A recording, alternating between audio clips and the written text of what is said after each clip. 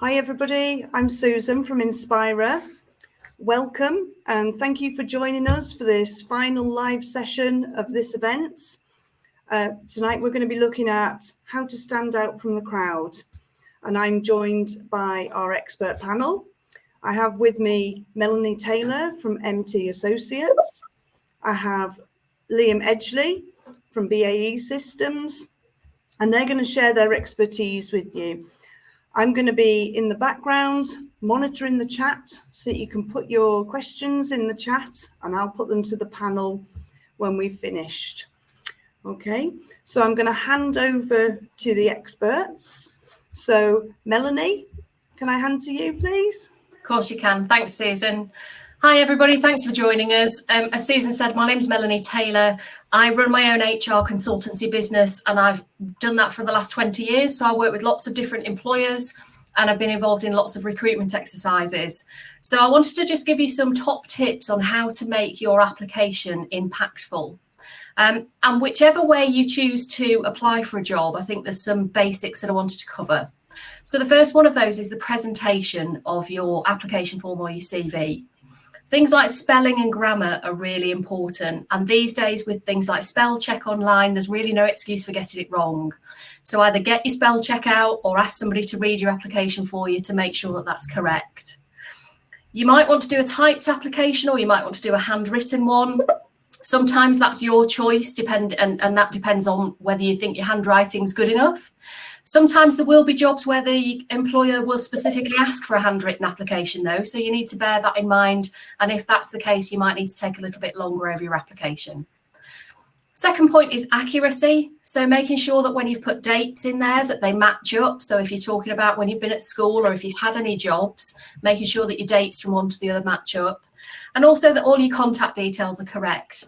There's nothing worse than for an employer who wants to get in touch with you to offer you an interview to find that your email address or your phone number doesn't work and they've got no way of getting in touch. Link to that is your email address. Does it reflect the image that you want? So far, you've probably had an email address for personal use with your friends and family, but that might not work now if you're looking to apply for roles. So something like mouthymelanie@gmail.com might be absolutely fine with my friends, but it's probably not going to come across how I'd want it to if I'm making an application for a job. So just bear that in mind and set yourself a new account up if that's what you need. And the final general tip is to make sure that you tailor your application to the job or the company. The company you're applying for want to feel like you're really interested in working for them. They don't want to feel like they've just had one of 100 CVs or applications that you've sent off. So making the time to make sure that you really show that you're interested in that company or that job, and that might be looking at the company's website or finding out a little bit more about them and putting that in your application will really help you.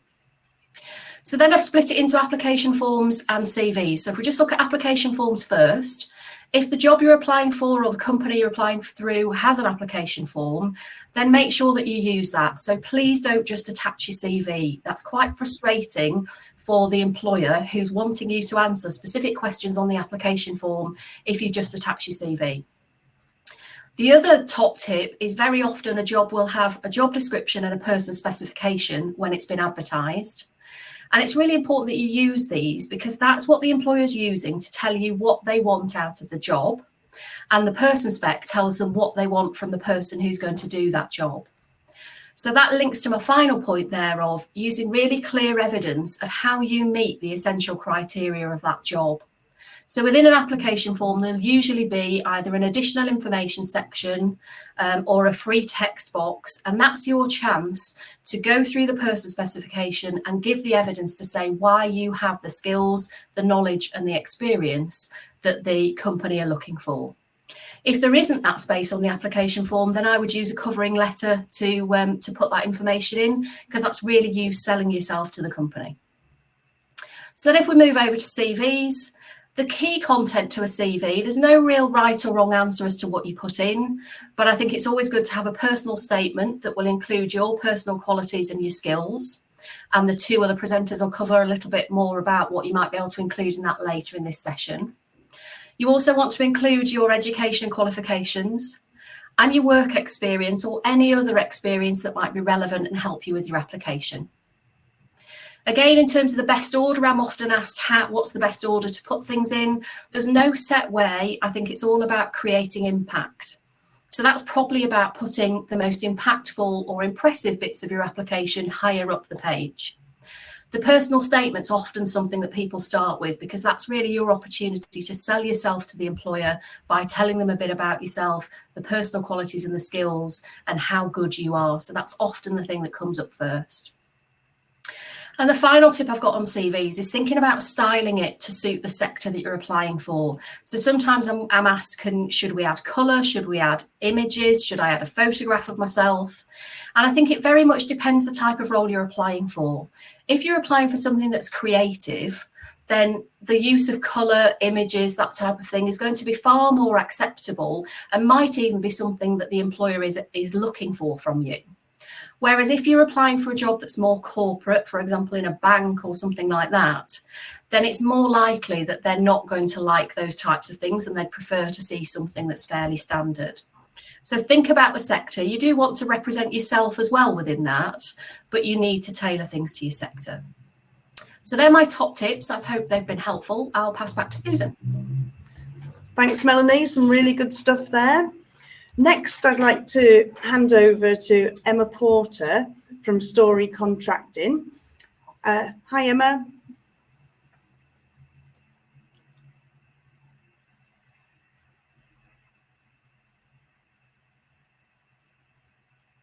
Oh, wouldn't be the internet without a unmute button.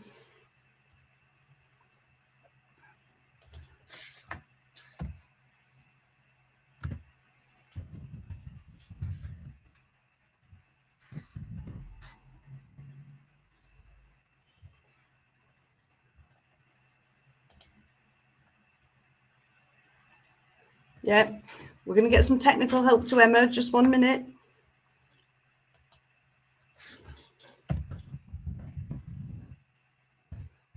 Right. While we get some technical help for Emma's machine, why don't we hear from Liam? Liam, would you like to go next? Yeah, I can do. Yeah. Thank you. Yeah, okay. So I'm Liam. I'm 20 years old and I'm currently working at BAE Systems, as I said at the start. I'm here to talk about my experience with volunteering and how volunteering can help you stand out and learn new skills, basically. This comes from a lot of experience of being, holding roles such as like County Youth Commissioner within Cumbria Scouts, being a trustee and a governor as well of different charities and schools. All at the age of sort of 20, so I've tried to do a lot in the past 2 years. I'm going to cover 3 main points here, which should sort of help you realise why you should be looking at volunteering roles as well as sort of grades and things like that. And the first point really is it's not a selfless activity. Volunteering is great and it helps build up the communities around you, and it's something that absolutely everybody should aim to do. But volunteering is also a brilliant way to develop your own skills, to push yourself out your comfort zone and show potential employers that you're not afraid to try new things and not afraid to give your time back as well. It's also a great way to build a new community around you and get to know certain people now as well. For example, within the Scout Association, a lot of the work I do is, I get to meet new people, get to meet new adults around my age and other ages as well. And it's built up this really nice network of people I know across the area. It's sort of, it's a really nice way to get something back from volunteering as well as just sort of giving up your time too. And lastly, about it not being a selfless activity, it also helps you develop your community too. So volunteering, giving a few hours back can help, can help other young people and other adults across your community, help them access new opportunities and achieve things they never thought they could. And that's sort of a nice segue to the second point, which is your sense of achievement and your confidence. I know 2 years ago, I wouldn't have been able to do this. I wouldn't have been able to sort of hop on a Zoom meeting and talk about my own experiences and why volunteering is great for the people. Since then, I've done presentations like this quite a lot on sort of many different backgrounds, many different topics. It's just, you know, the more you sort of get out there, the more you sort of volunteer, the more you sort of try these things out, the greater your confidence is as well. Even sort of the first time I was a club leader, standing up in front of the 15 young people I work with and trying to deliver a session there.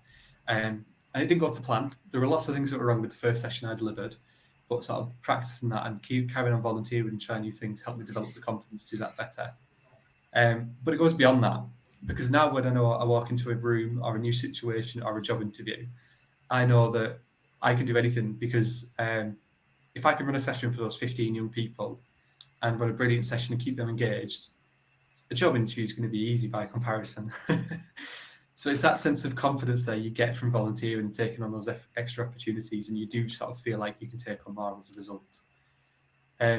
You also sort of end up with a great sense of achievement as a result of that, and being able to look and say, I made that difference to the community, I helped those young people, and I achieved this as well. So it's really sort of brilliant for your own sort of self of achievement. And to be honest, it's addictive. That feeling of being able to actually make a difference in the world, make a difference in your local community, is something that once you achieve it once, you want to carry on achieving more often. And the third point, and I'm aware there's a few questions that's popped in the chat there, but the third point is just about volunteering should be based around something you love.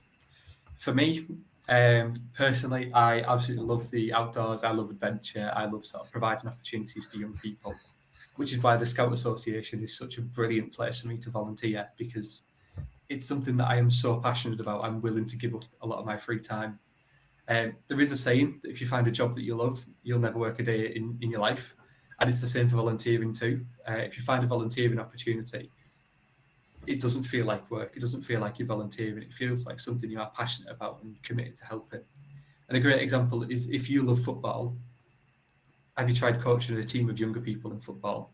Because it's building on those skills that you love, but it also gives so much more back to yourself in terms of the skills that we ran about before.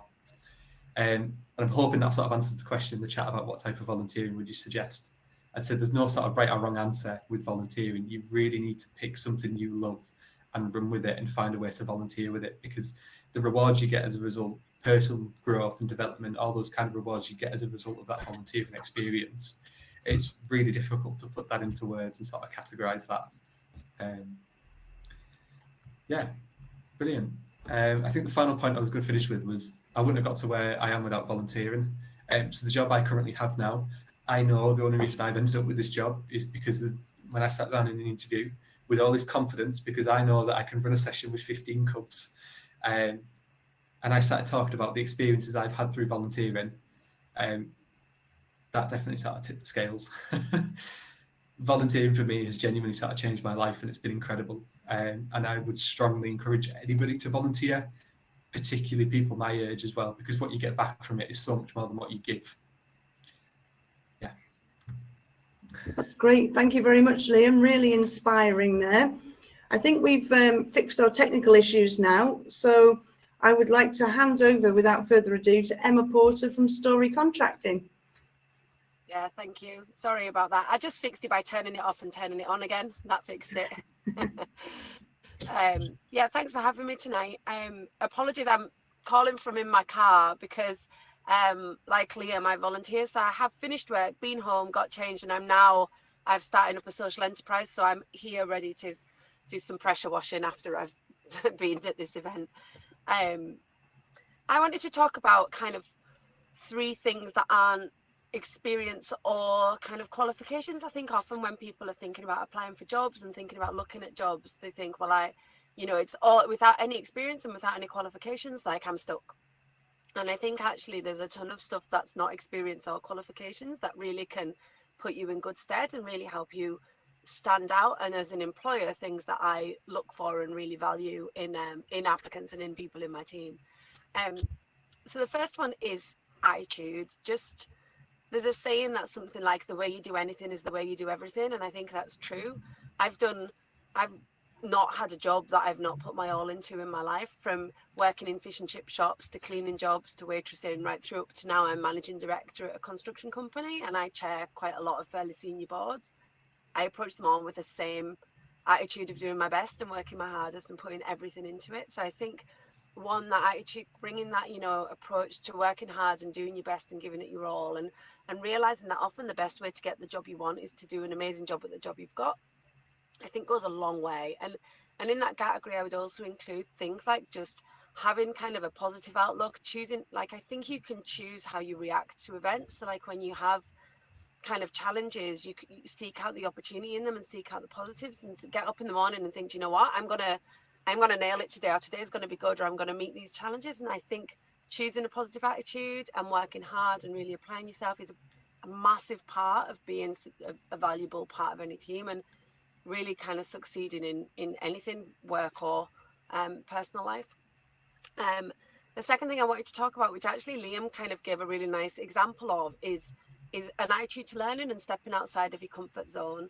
So someone described to me once as, imagine your comfort zone is this tiny little circle drawn around your feet, and it's nice and cozy and warm and comfortable in it, but you can't move that much. And if you step just outside it a little bit once, the first time it's uncomfortable, but after 3 or 4 times stepping outside that little circle, then the line moves and it becomes a slightly bigger circle. And if you're constantly kind of seeking out ways to push out that zone, that circle, eventually the zone is so big that you can do most things and you can move pretty comfortably about. And it doesn't need to be the exact same thing, but Liam's example of his confidence from having done the volunteering meant he felt confident in interviews done, because he's like done stuff that pushed him out his comfort zone, and the result being his comfort zone is this huge zone and there's not much that's not in it. And I really kind of believe in that, and I have always kind of taken opportunities to push myself and to do things that I felt were difficult or I couldn't do. Or, and for example, speaking at events when I was younger, I would have absolutely felt sick with dread at doing something like this, but I've done them so often now, I don't know if I'll ever enjoy them, but I certainly don't feel frightened of them anymore. And I think the other thing in that category of learning and attitude to learning and pushing yourself is taking feedback well. Often employers kind of talk about how young people just are not resilient and they don't take feedback, and you can't tell them anything without them kind of crumbling under the pressure. And I think that's probably a little bit unfair, but I think there maybe is a little bit in it, in that recognizing that feedback and that almost criticism is an absolute gift. Like if someone tells you were wrong, then that's a good thing, because from that moment on you're less wrong than you were before. And like really welcome feedback and seek it out and take it as being a gift and take it as being something that is good for you, because without it you can't really grow and learn properly. And I think resilience and ability to take feedback well and to seek out, and you know, it's never comfortable to be told you're doing something badly, but really kind of try and take it as being a positive and something that is helpful. And then the third one I just wanted to talk about was confidence. And confidence is a weird thing, because most kind of human emotions, fake ones, are obviously a fake laugh or fake anger or fake sadness is obviously fake. Fake confidence is not that obvious, and you can kind of fake quite a lot of confidence and it looks more or less the same. And if you fake it long enough, you start believing in it yourself as well. And I think a lot of interviews and meetings and being seen and getting your own way and kind of being able to affect change is about having a voice and speaking up, and confidence is a kind of essential part of having that. There's a super TED talk by Amy Cuddy called something like Your Body Language Shapes Who You Are. It's really worth a watch, and I think kind of recognizing how even the most confident people are not as confident as they look, and probably most people, even at very senior levels, doubt themselves and are winging it a little bit sometimes and are not sure what they're doing sometimes. Maybe it's terrifying to learn that, but I think it's reassuring as well, because I think it's true. You know, not everyone is as confident as they look, and so probably they're my 3 things: that, you know, your positive attitude, choosing your attitude, really seeking out learning and pushing yourself and getting feedback, and recognizing that you don't need to feel confident to appear confident. And the more you kind of pretend to be confident, the more confident you'll feel inside. They were mine. I know I went fast there. Sorry. No, thank you, Emma. That's really great. I mean, there's something for everybody in there, isn't there? Everybody can have a go at faking confidence and moving forward. So thank you very much. We've answered the questions that are in the chat. I've just got a couple that were in some emails to me. So if I throw it open to the panel, I've got one here that's, How important is networking and how do I get started? Do you want me to go first? That'd be lovely. Yeah, so networking, I teach like the business relationships course and the networking course at our work and with clients. And I think often people think of networking as like a hard sell and like you've got to have your elevator pitch. I really don't approach it that way at all. I more see it as, now I'm in the position I can be generous with my contacts and generous with my time, and I kind of seek to give more than I take from most networking opportunities. But I recognize that's because I can normally point people in the right direction. But when you're starting out, I mean, I think asking people for their advice goes a long way, and you'll be amazed how willing and happy people are to give advice. Like, not necessarily asking for a job or a favor or a donation, but asking, if you were me, what would you do? Like, if there's an industry you like and you know someone there, you can contact them. Like, it's often easier to start with someone you know. So if you say are interested in, I don't know, I'm trying to think of a topic. Let's just stick with construction, seeing as that's what I know. Interested in construction, and you know someone who already works in construction or whose parent works in construction, like, you could start with them and say, can you introduce me to someone in the industry just so I can learn more about it? And you'll be amazed how open people are to saying yes. I think volunteering, like Liam mentioned, is another good place to get involved. And I think for young people, there's quite a lot of things already in Cumbria. So there's things like Carlisle Ambassadors have young people involved. Lots of things like the LEP and Beck BC have shadow boards that really welcome young people getting involved. So there's quite a few out there. Things like Dream Placement is a great way to kind of get introductions to businesses. So actually there are plenty of businesses who would love for kind of young people to get involved and have a voice and interact. So just and just fake some confidence and go, and you'll be fine. That's great. Thank you, Emma. One good thing about networking is that everyone there feels the same as you. Like, they're there to meet other people as well. So if you go up and speak to them, they're not going to think it's awkward or like you shouldn't, because the only reason they're there is to speak to people. So you've got complete permission to just go and speak to any random people. But that takes a bit of practice. Thank you. I've got a question for Melanie, and it's a question about when they put an application in. From my experience, but building on what Emma's just said there about expanding your network through volunteering and things like that. That what's worked well for me is sort of saying yes to as many opportunities as I can or as I feel comfortable to. Being able to sort of volunteering particularly.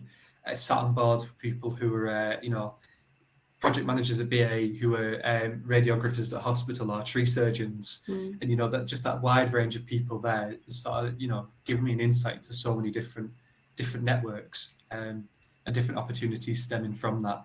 So I'd say sort of any opportunity you feel comfortable saying yes to, whether it's volunteering or work experience or something like that, say yes to it and do it, because if you meet one or two people there, it's worthwhile doing. That's great. Thank you, Liam. I've got a question for Melanie, and it's that people say to do research about the company you're applying to. But how can you say you're genuinely interested in a company if all you've done is have a look at their website?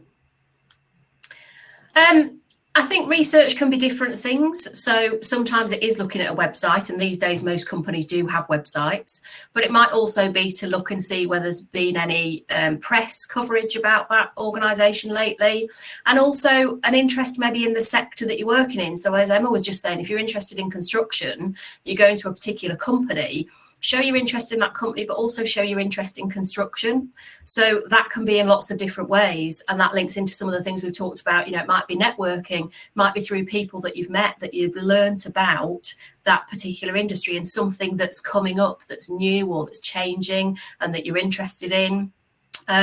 So I think there are lots of different ways to show interest, but I think I'd also balance that with it's okay to go into an interview and say, but there's some things I don't know about you that I'd really like to. So sometimes I've had candidates that said, I've had a look on your website, it was really interesting to learn this, this and this, but actually what I couldn't really find was this. And that almost then becomes a question that you're asking at interview.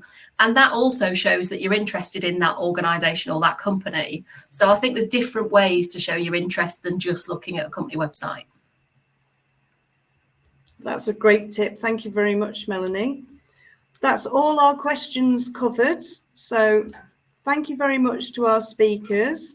I hope you watching at home have really found something that you can take away from this. And thank you very much, everybody. Thanks. Good night.